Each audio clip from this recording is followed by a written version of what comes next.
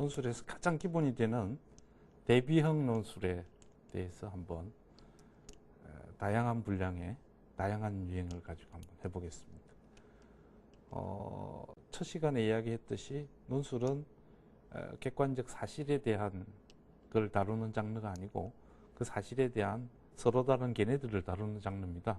당연히 어떤 걸 기준으로 했을 때 이 의견과 저 의견은 어떤 지점에서 갖고 또 합의를 할 수 있고 어떤 지점에서 또 차이가 나서 토론과 대립이 이루어질 수 있는 것인지를 정확히 아는 것, 이것에서 이제 논술은 출발하는 겁니다. 그래서 이 대비형, 공통점과 차이점 찾기 또는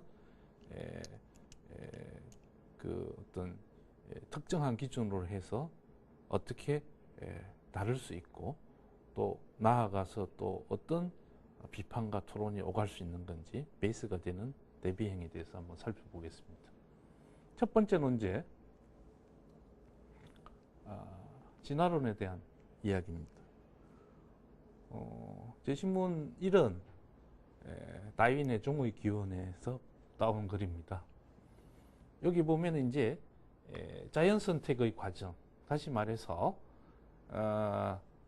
진화의 과정을 통해서 생물은 하등 동물에서 고등 동물로 업그레이드 돼 간다라는 게 다윈의 기본 생각입니다.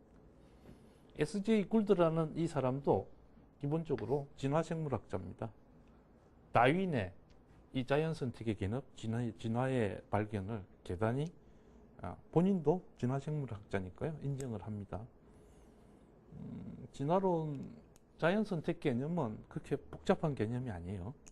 그러니까 지구상에 존재하는 이 생명체들이 뭐 호모사피엔스인 우리 포함해서 아주 옛날부터 이 모양 이 꼴이 아니었다는 뜻입니다. 원래는 어떤 모양인지는 모르겠지만 어쨌든 환경 변화에 적응하고 적응해온 과정에서 살아남기 위해서 자기를 변신하고 변신하는 과정에서 현재 각자 이 모양 이 꼴이 됐다는 뜻이고, 논리를 밀면은 앞으로 지구 환경이 어떻게 변화해 가느냐에 따라서, 그리고 그 변화에 어떤 종이 어떤 개체가 적응하느냐에 따라서 지구상 생명체들의 모습, 인간의 인류의 모습도 앞으로 또 달라질 수 있을 겁니다. 그 과정을 통해서 다윈은 업그레이드 돼 간다, 그 과정을 진보의 과정으로 봤습니다. 그러니까 진보라는 말 속에는 진화라는 말은요 자연 선택이라는 말이 그러하듯이 그냥 재수 좋게 선택받아서 살아남는 거예요. 그런데 진보라는 말 속에는 그것이 1.0이었다가 버전이 2.0, 3.0으로 점점 나아진다는 의미가 있는 겁니다.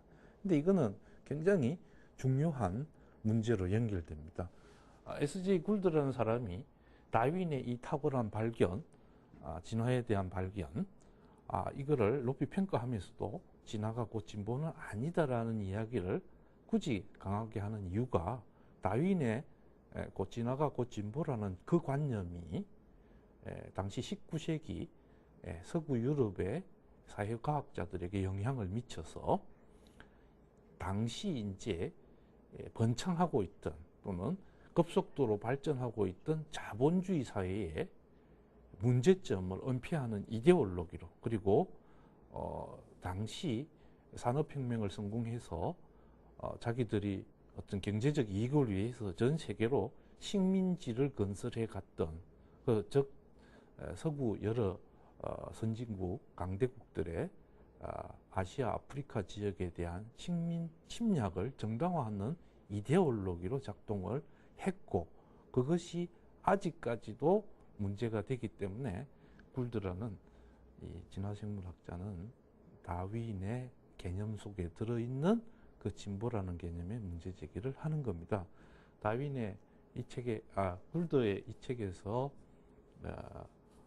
는 이런 이야기까지 합니다.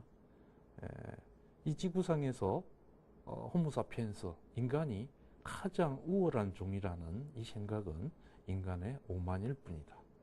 실제로 이 지구 환경이 호모사피엔스가 번성하기에 가장 적합했을 뿐이지 우연히 그렇게 된 것이고, 진짜 이 호모사피엔스가 침팬지보다 그렇게 대단히 업그레이드 된 거냐? 그건 아니다라고 단언을 하고 있습니다. 단순히 그게 맞다 또는 틀렸다를 떠나서 인간이 이 지구상에서 현재 번성하고 있다는 그 사실로부터 인간이 가장 우월한 종이라는 이 위험한 생각은 반성해야 될 부분입니다. 그것은 19세기에 비로소 전 세계를 자기들 세력권으로 장악했던 유럽 사람들의 생각이 전 지구촌의 다양한 문화를 열등한 문화로 봤고 그들을 지배하는 것이 정치, 경제, 문화적으로 지배하는 것이 당연하다고 여겼던 사회 진화론의 문제점과도 닿아 있습니다. 그러면 좀 정리하기 위해서 요거는 한 300자 정도로 짧게 쓰도록 구성한 건데 핵심만 탁 찍어주면 됩니다. 자연 환경의 변화에 적응해 가기 위해서 끊임없이 생명체들은 적응의 과정에 경쟁을 합니다. 살아남기 위해서. 그 과정에서 변화된 자연 환경에 적합하게 변이를 해서 선택받은 애들은 번성하는 거고 그 과정을 통해서 진보를 해나가는 것이다 라고 보는 것이 가해 관점이면 그렇게 그 과정을 통해서 진화해가는 건 맞대. 그 과정이 진보의 과정이라고 단언할 수는 없고 단지 적응의 과정이라고 봐야 한다라는 게 나의 관점이다. 간단하게 추가 설명만 드리고 다음 논제로 넘어가도록 하겠습니다. 간단한 내용입니다. 지구 환경이 이랬습니다. 여기서 이제 A와 B 두 생명체가 있었다고 칩시다. 나름대로 이 조건에 적합한 이 환경에 선택된 생명체들입니다. 지구 환경이 바뀝니다. 이 투로. 여기서 지금 A는 도저히 여기에 적응을 못해요. 멸종하고 맙니다. B는 맞았어요.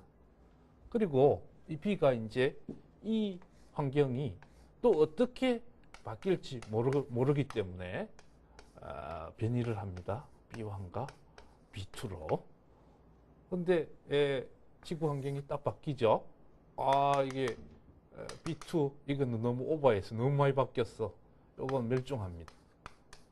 B1이 선택받습니다. 새롭게 변화된 자연에 선택받은 거죠. 이것도 다시 변이를 일으킵니다. B1A와 B1B로 지구 환경이 또 한 번 변모합니다. 여기 이거는 적응 못하고 도태됩니다. 이렇게 살아남습니다. 자, 여기서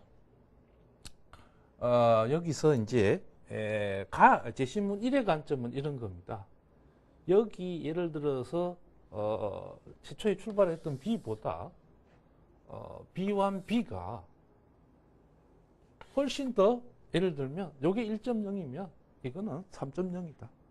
업그레이드 된 거다. 이런 관점이고 굴드의 입장은 이렇게 변화온 건 맞아. 그런데 요거보다도 그렇게 업그레이드 됐다고 볼 근거는 없다. 왜냐하면 다윈이 스스로 이야기했듯이 진화의 과정은 자연 선택의 과정이에요.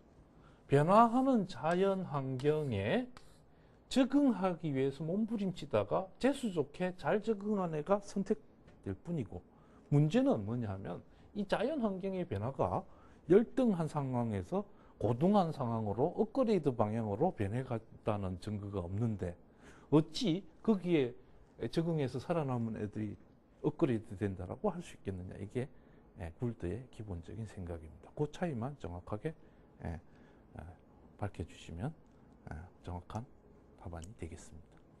자, 오른쪽으로 와서 20번째 문제입니다.